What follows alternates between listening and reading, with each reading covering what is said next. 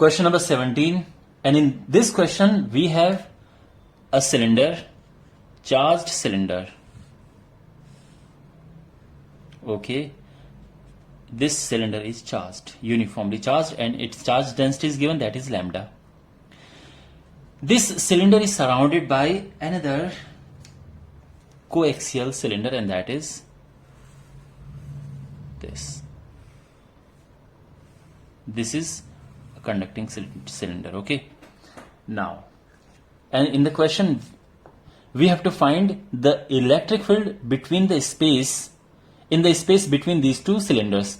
So सब यहां पे सपोज दैट इस पॉइंट पे हमें, ये पॉइंट P है और यहां पे हमें इलेक्ट्रिक फील्ड निकालना है. तो कैसे निकालें? देखो, इलेक्ट्रिक फील्ड हम यहां पे गॉस थ्योरम का इस्तेमाल करके निकालेंगे. तो हम एक गॉसियन सरफेस ड्रॉ करेंगे, P से होते हुए बिल्कुल यूनिफॉर्म गॉसियन सरफेस.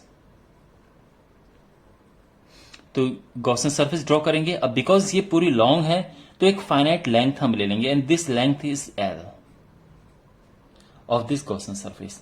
अब यहां पे now we have 3 surfaces here. पहला ये है कर्व्ड सरफेस, दूसरा टॉप हो गया और तीसरा बॉटम हो गया.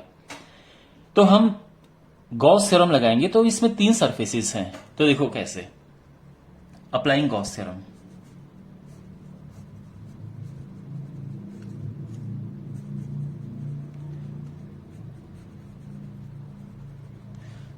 तो Gauss theorem, you know, E dot ds is equal to charge enclosed upon epsilon naught. Now we have here 3 surfaces. तो हमको 3 different लिखना पड़ेगा. ये E ds, it is for the first surface, it's for the second surface, and it's for the third surface. Charge enclosed upon epsilon naught. It is fine. अब हर एक surface के लिए देखो, इस सरफेस पे अगर आप देखेंगे direction of electric field is in this direction. At the same time जो सरफेस एरिया वेक्टर है उसकी डायरेक्शन भी इसी तरफ है. बट अगर आप यहाँ 2 पे नोटिस करेंगे तो यहाँ पे इलेक्ट्रिक फील्ड तो इस तरफ है, because electric field is away from this positive charge. But क्योंकि एरिया वेक्टर परपेंडिकुलर होता है, that's why area vector is in this direction. अगर हम इसकी बात करें तो यहाँ पे electric field again is in this direction, but area vector is perpendicularly in this direction. You can see that first में तो 0 डिग्री एंगल है, बट सेकंड और थर्ड में 90 डिग्री एंगल बन रहा है. तो dot product is cos theta, उस वजह से यहां पे होगा cos 0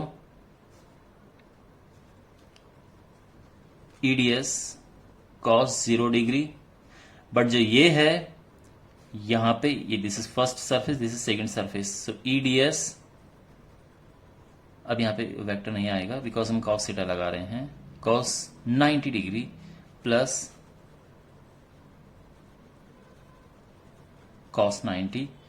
now what is charge enclosed? Can you tell me, जो गॉसियन सरफेस जो चार्ज इनक्लोज कर रही है वो क्या है? देखो, लीनियर चार्ज डेंसिटी होता है चार्ज अपॉन लेंथ. तो जब हमें चार्ज निकालना तो इनको क्रॉस मल्टीप्लाई कर देते हैं. तो L लेंथ कवर कर रही, तो L लेंथ पे कितना चार्ज होगा? That is lambda L upon epsilon not, ये जो यहां पे आ गया है. cos 0 इज 1, E बाहर आ जाएगा और इंटीग्रेशन, ये यहां पे इंटीग्रल ये है ds. Second 0, third 0, because cos 90 is 0 and lambda L upon epsilon not. Gaussian surface, ये जो ds होता है ये गॉसियन सरफेस का एरिया होता है, और आप देख सकते हैं it is 2 pi RL is equal to lambda L upon epsilon naught. और यहां पे जो E है वो आ जाएगा 1 upon 2 pi epsilon not lambda upon R. L से L कट गया है, ठीक है, ये आ जाएगा. नाउ अब आप ये सोचेंगे कि इसमें इसका रोल क्या है, ये बाहर वाले का क्या रोल है. देखो माय डियर, इतना तो पक्का है कि जब आप ये चार्ज्ड सिलेंडर के बाहर ये एक कंडक्टर रखेंगे तो इसमें डेफिनेटली इंडक्शन जरूर लगेगा इस वाले में, और इंडक्शन से इसकी इनर सरफेस पे चार्ज आएगा, इसकी उतना ही इक्वल एंड ऑपोजिट बाहर की सरफेस पे आएगा. लेकिन जब हम गॉस थ्योरम अप्लाई करते हैं तो we look only for enclosed charge. तो हमें केवल इसके अंदर जो चार्ज है वो देखना है, और इस वजह से जब हम यहां पे इलेक्ट्रिक फील्ड फाइंड करेंगे तो जो बाहर है इसका इस पे कोई इन्फ्लुएंस नहीं होगा. ऑलराइट.